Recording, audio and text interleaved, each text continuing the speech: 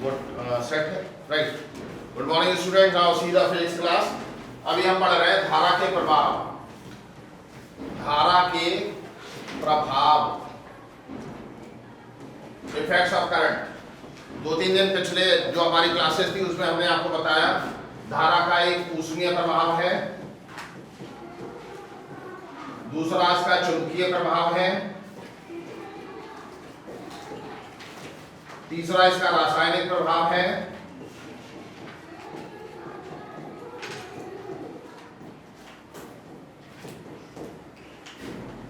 चौथा इसका विद्युत ऊष्मीय प्रभाव है, थर्मोइलेक्ट्रिक इफेक्ट।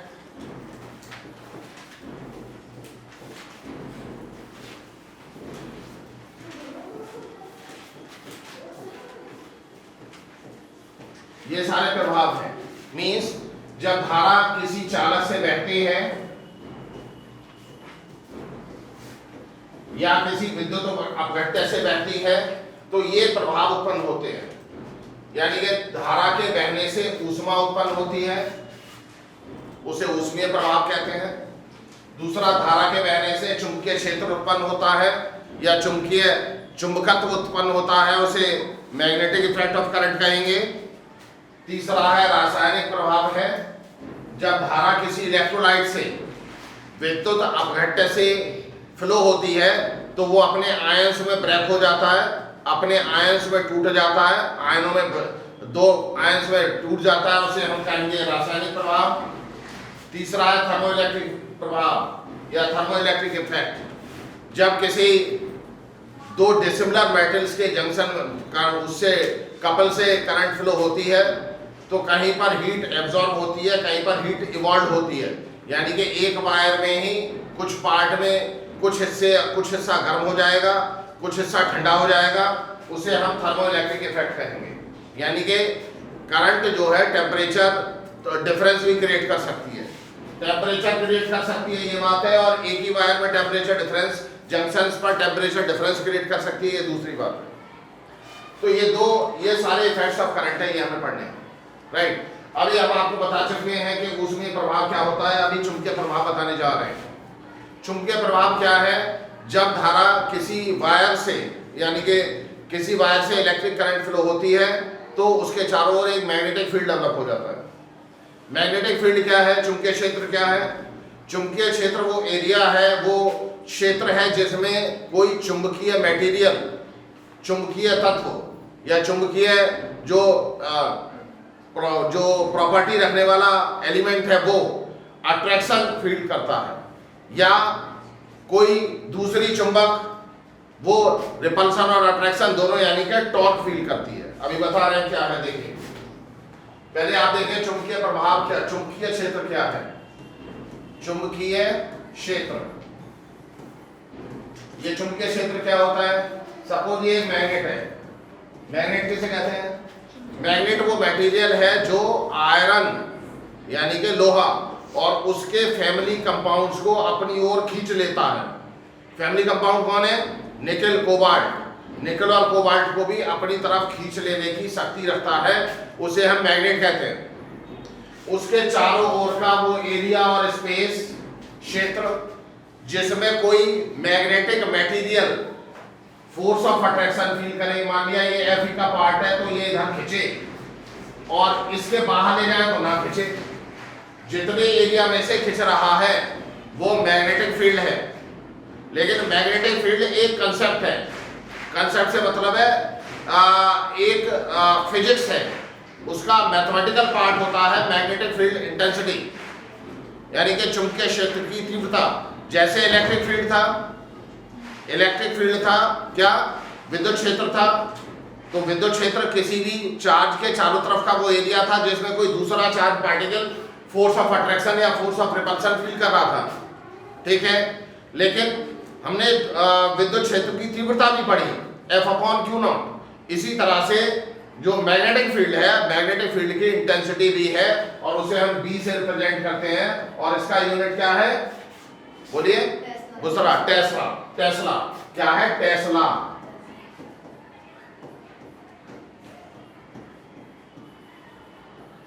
यानी कि ये मेजर किया जाएगा टेस्ला में, मैग्नेटिक फील्ड इंटेंसिटी। हम ये नहीं बता रहे हैं, इसका डेरिवेशन नहीं कर रहे हैं, हम ये जानना चाहते हैं कि ऑरस्टेड एक साइंटिस्ट थे, उन्होंने क्या किया, उन्होंने ये एक वायर लिया, वायर के साथ एक ये की लगाई और उसमें सेल लगाया, यहाँ एक मैग्नेटिक कंपास रख दी। मैग्नेटिक कंपास क्या है? मैग्नेटिक कंपास एक छोटी सी मैग्नेटिक निडल होती है जो एक पाइवेट पर, कील पर टिकी होती है, और अगर वो किसी चुंबकीय क्षेत्र में रखी जाती है तो वो ट्विस्ट कर जाती है, घूम जाती है। आपने देखा होगा लैब, राइट? वो क्या है? मैग्नेटिक कंपास है, दिशा सूचक यंत्र जिसे आप कहते हैं। अब ये यहां रखी है तो ये नॉर्थ होगा और ये साउथ होगा, यानी कि इसका एक अलाइनमेंट प्रॉपर्टी होता है। अलाइनमेंट प्रॉपर्टी ये कहता है कि अगर मैग्नेट को फ्रीली एटमॉस्फेयर में सस्पेंड किया जाए, लटकाया जाए, यूं लटका दे, तो वो हमेशा नॉर्थ और साउथ की तरफ ही रुकेगी। ऐसा क्यों? क्योंकि ये जो जिस अर्थ पर हम खड़े हैं, हमारा अर्थ एक ह्यूज मैग्नेट है, बहुत बड़ी, सबसे बड़ी दुनिया की मैग्नेट अर्थ ही है, यानी कि अर्थ भी एक बड़े मैग्नेट की तरह व्यवहार करती है। मैग्नेटिज्म में पढ़ेंगे कि इसमें ऐसा मैग्नेटिज्म, ऐसा चुंबकीय क्षेत्र क्यों डेवलप हुआ, वो दूसरी बात है, बाद में पढ़ेंगे। तो अभी हम ये जानते हैं कि अर्थ एक हमारा ह्यूज मैग्नेट है। जब हम उसमें कोई दूसरा मैग्नेट सस्पेंड करते हैं जो मैग्नेटिक निडल है, तो वो नॉर्थ और साउथ की तरफ ही फेस करके रुक जाती है। इसे अलाइनमेंट प्रॉपर्टी कहते हैं। तो दो चीजें हो गई, एक तो अर्थ का मैग्नेट हो गया, एक इसका खुद का मैग्नेट हो गया। इन दोनों ने एक दूसरे को बैलेंस कर लिया, तो ये नॉर्थ और साउथ की तरफ रुक गई। ये नॉर्थ है और ये साउथ है। अब क्या हुआ, ये वायर है, इससे करंट फ्लो हो रहा है, हमने इसे क्लोज किया, क्लोज, तो इससे करंट फ्लो होना शुरू हुई।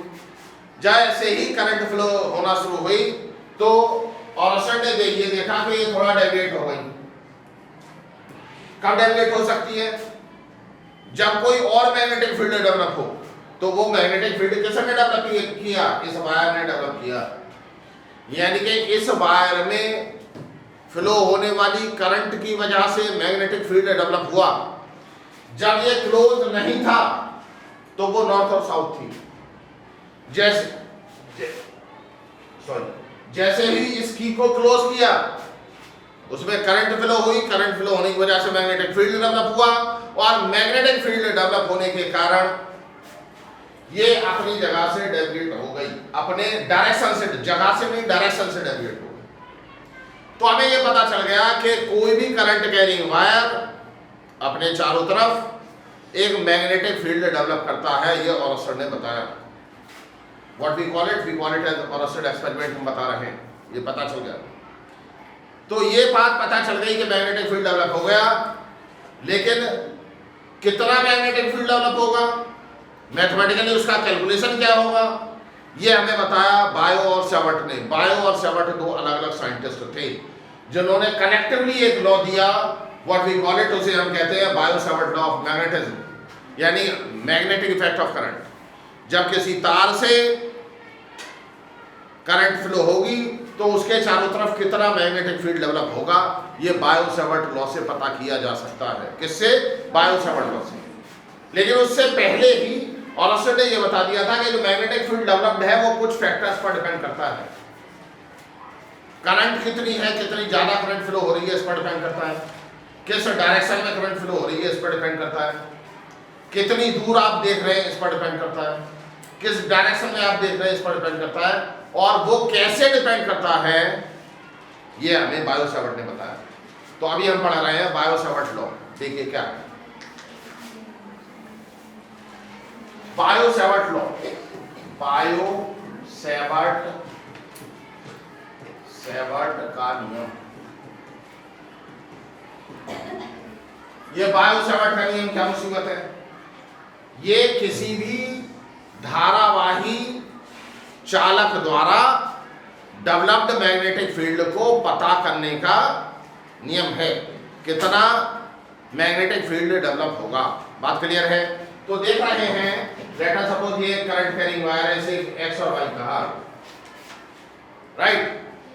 ये एक पॉइंट है P जिस पर हम मैग्नेटिक फील्ड पता करना चाहते हैं। What we call it, magnetic field point P है जहां पर मैग्नेटिक फील्ड पता करना चाहते हैं। पूरे वायर में I करंट फ्लो हो रही है, ऊपर से नीचे या नीचे से ऊपर किधर भी फ्लो हो सकती है।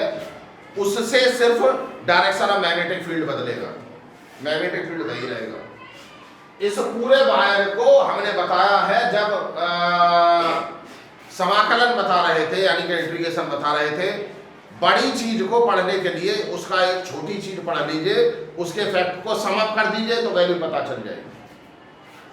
जैसे इसमें ईंट, नंबर ऑफ ईंट कितनी दीवार में लगी है ये पता कर लीजिए, साथ में ये पता कर लीजिए कि एक ईंट का वेट कितना है, तो सारी ईंटों का वेट मल्टीप्लाई करके पता चल जाए। जब आप खिचड़ी बनाते हैं, कितने बच्चों ने खिचड़ी बनाई है? How many? वेरी, तुम नहीं बना पाएंगे? वेरी स्वीट, कुछ नहीं कर पाते, चलिए कोई बच्ची, अच्छी बात।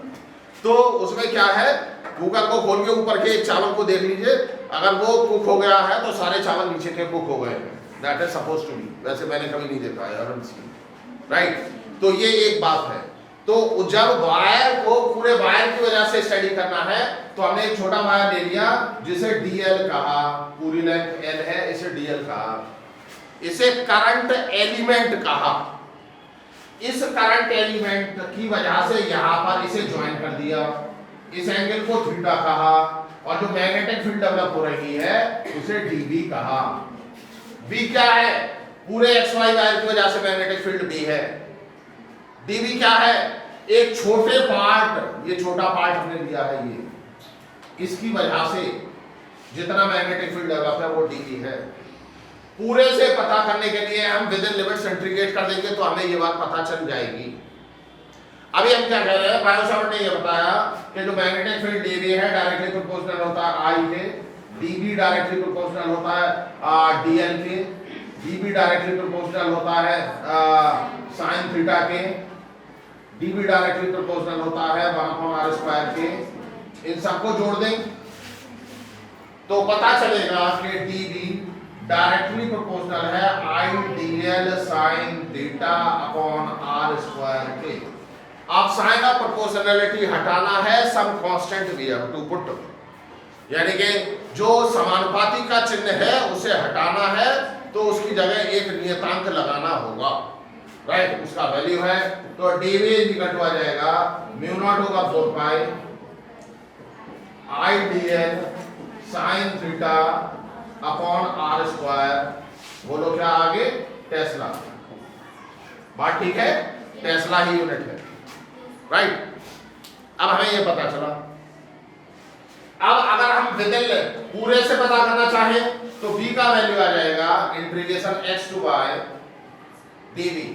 तो वैल्यू आ जाएगा इंटीग्रेशन x to y, जो x और y जो भी होगा whatever it is, mu not over 4 pi IDL sin theta upon r²। ये हमारा क्या आया? बायो-सावर्ट लॉ आया, बायो और सावर्ट का नियम आया। इससे हम पता कर सकते हैं क्या क्या पता होना चाहिए। I पता होना चाहिए, DL पता होना चाहिए, थीटा पता होना चाहिए, R पता होना चाहिए। इससे हम पता कर सकते हैं। अब ये जैसे हमारा गॉसेस थ्योरम था, गॉसेस थ्योरम क्या था? इलेक्ट्रिक फील्ड इंटेंसिटी पता करने का एक तरीका था, ऐसे ये है। अब ये जरूरी नहीं है कि जो वायर आप ले रहे हैं कैसा हो, वायर की शेप कैसी भी हो सकती है, वायर की शेप कैसी भी हो सकती है। वायर की शेप के अनुसार इसे हम लगाएंगे और उस पर्टिकुलर शेप के लिए मैग्नेटिक फील्ड इंटेंसिटी निकालने का फार्मूला निकालेंगे। बात समझ पा रहे हैं?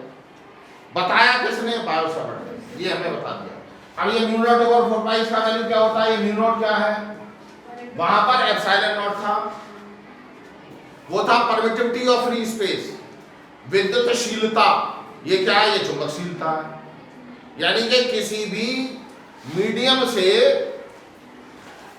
चुंबकीय बल रेखाओं के गुजरने की जो एबिलिटी है, जो क्षमता है, जो उसे पास करने की एबिलिटी है, उसके मेजरमेंट के लिए ये म्यू नॉट काम आता है, म्यू काम आता है। म्यू नॉट तो परमिएबिलिटी ऑफ फ्री स्पेस है। Sorry. Permeability of free space से कितनी चुंबकीय जो रेखाएं हैं, बल रेखाएं गुजरेंगी। कुछ मटेरियल से चुंबकीय बल रेखाएं आसानी से गुजरती हैं, कुछ से चुंबकीय बल रेखाएं ज्यादा गुजरती हैं, यानी कि कुछ की प्रॉपर्टी होती है कि वो ज्यादा गुजारें और कुछ की ये प्रॉपर्टी होती है कि ना गुजारें। तो मीडियम पर डिपेंड करता है कि कितनी चुंबकीय रेखाएं गुजरेंगी, राइट। उसकी एबिलिटी को जांचने का, उसकी एबिलिटी को पता करने का जो पैरामीटर है या जो कारक है वो ये बताएगा म्यू नॉट। म्यू नॉट तो एयर के लिए है, एयर या मीडियम जनरली म्यू है, बात क्लियर है। इस सारे का value mu not over 4 pi का 10 टू द पावर -7 है। म्यू नॉट ओवर 4 पाई का value is equal to 10 to the power -7, right.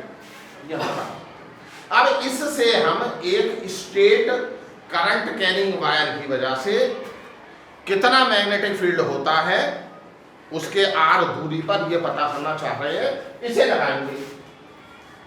फिर उस फार्मूले को लगा के जो अभी निकलेगा, एक स्क्वायर करंट कैरिंग वायर है तो उसके सेंटर पर कितना होगा। मान लिया हमारा जो तार का टुकड़ा है वो इस तरह से है, चौकोर है, यहां पर कितना होगा ये पता करेंगे। हम ये भी पता कर सकते हैं कि अगर एक ट्रायंगल है, समबाहु त्रिभुज है, ये धारा प्रवाहित हो रही है, यहां पर कितना होगा।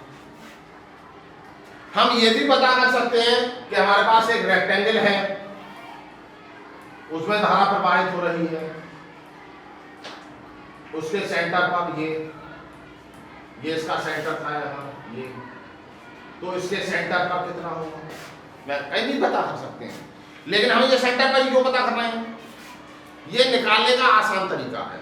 मतलब हम कहीं भी, ये सब जगह एप्लीकेबल है, लेकिन हम रेगुलर शेप के लिए मैग्नेटिक फील्ड अपनी आसानी के लिए लगा रहे हैं, जिससे इंटीग्रेशन करने में हमें आसानी हो जाए।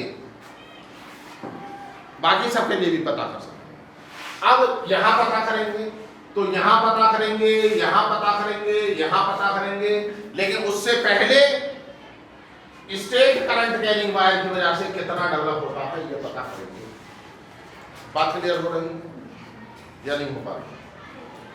क्या बायो-सैवर्ट लॉ के एप्लीकेशन है, बायो-सैवर्ट लॉ के अनुप्रयोग, तो देखते हैं क्या है। ये एक स्ट्रेट करंट कैरिंग वायर है, बहुत बड़ा है, मान लिया ये डॉट डॉट ये दिखा रहा है कि अभी ऊपर ही जा रहा है, इसे हमने एस और वाई कहा, कह दिया। इसमें आई करंट फ्लो हो रही है, ये भी कह दिया। इसका एक रियल पार्ट ले लिया, ये भी कह दिया, राइट। ये कोई पॉइंट पी ले लिया, ये भी कह दिया। इसे यहाँ जोड़ दिया, इसे यहाँ परपेंडिकुलर ड्रॉ कर दिया, ये 90 डिग्री कह दिया, ये एंगल थीटा कह दिया, ये डी फाई कह दिया या फाई कह दिया, राइट। जो ये डेवलप है इसे डीवी कह दिया। ये नीचे वाला है, ये है, ये वाला वायर ये है, बेसिकली ये आर है, इसे आर कह दिया, इसे ए कह दिया।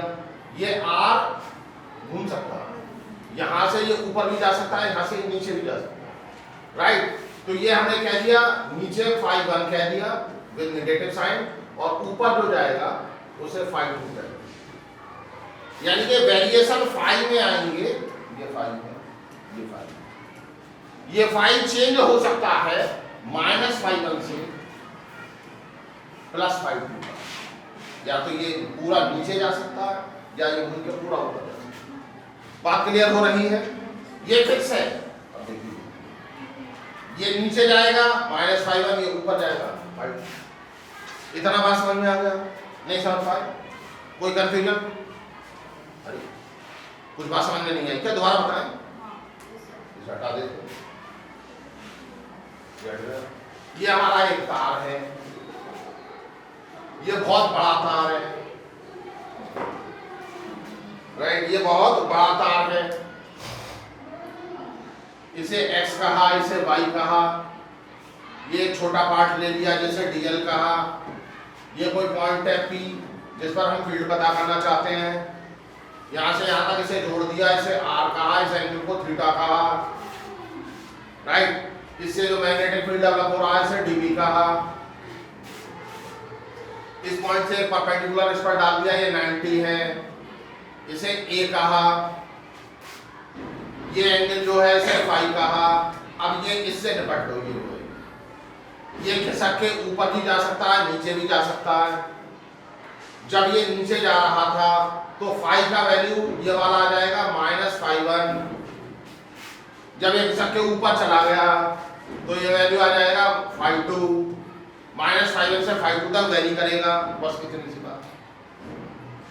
तो dV कितना था, बायो-सावर्ट लॉ ये कहता है dV इक्वल टू क्या है, μ0/4 पाई I dl sin theta upon r square, इसे 1 कह दिया। अब सबसे पहले sin थीटा से निपटेंगे। अब देखिए theta plus phi equal to 90 है, theta plus phi equal to 90, तो थीटा इक्वल टू आ गया 90 माइनस फाई, तो sin थीटा आ गया equal to sin 90 minus phi, that is cos phi. बात क्लियर है, कोई कंफ्यूजन? ये क्या आ गया, cos ऑफ फाई। अब r से निपटेंगे। r देखे कहां है, ये है, ये और ये दो चीजें पता हैं। इन दो चीजों में क्या रिलेशन है, बोलिए। थीटा के लिए बोले हमारे पास cos फाई क्या है, ये थीटा है, तो ये परपेंडिकुलर हुआ थीटा के सामने का परपेंडिकुलर, राइट। और हमें cos फाई निकालना है, cos ऑफ फाई, बोलो कितना हुआ,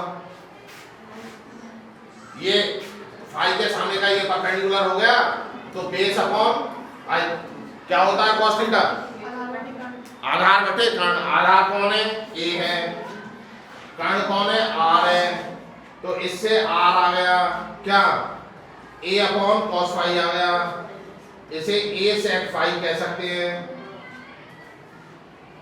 इसे 2 कह दिया, नहीं इसे 1 कहा, इसे 2 कहा, इसे 3 कहा। बात क्लियर है। अब एक चीज और बची हमारी, अब tan फाई निकालो, क्या है tan फाई इक्वल टू क्या होता है, लंब बटे आधार, इसे ये लंब है, इसे L कह दो, और आधार कौन है, A है, तो आ गया लंब कौन है, L बटे A, तो आ गया L equal to A tan phi. बात क्लियर भाई, ये नहीं समझोगे तो होगा नहीं, ये बनता जो मैं बहुत छोटा बता रहा हूँ, ये 1.5 पन्ने का डेरिवेशन, ठीक है। अब ये आ गया L बराबर A tan फाई, इसे डिफरेंशिएट कर दिया तो ये आ जाएगा dl बराबर A sec square phi d phi, इसे हमने 4 कह दिया, ये डिफरेंशिएट करके ये आ जाएगा, इसे डिफरेंशिएट करेंगे तो, राइट। अब हमारे पास एक इक्वेशन ये हो गई, एक इक्वेशन ये हो गई, एक इक्वेशन ये हो गई। इन सबको ले जाके इसमें भर दो, पहले वाली क्या भर रहे हैं, देखिए ये आएगा इधर, dB का वैल्यू आएगा μ0/4 पाई आएगा, ऐसे ही। अब I की जगह I आएगा, अब dl की जगह बोलो A sec square phi d phi, ये आया A sec square phi into d phi, right. अब sin थीटा की जगह बोलो, sin थीटा कहाँ है, ये रहा sin theta, cos of phi, ये आ जाएगा cos phi upon r square की जगह बोलो a square sec square phi, यही है a sec phi, r square है ना बेटे, तो r आएगा a sec स्क्वायर फाई, ठीक है। तो कुछ चीजें कट पिट गई, काट डालो, क्या कटा, और कुछ नहीं कटा, यहाँ ए स्क्वायर आएगा, ये आया, ए के बच जाएगा, बच गया, ठीक बात है। तो हमारे पास आ गया, इस सबको हटा दें, हम दोबारा लिख लेंगे, आप किताब में देख लेंगे, समझ लो। अब हमारे पास dB का वैल्यू आ गया, म्यू नॉट ओवर 4 पाई आ गया, I अपॉन ए आ गया, और यहाँ आ गया cos ऑफ फाई आ गया, और d ऑफ फाई आ गया, इतना बचा सब कट। बात क्लियर है?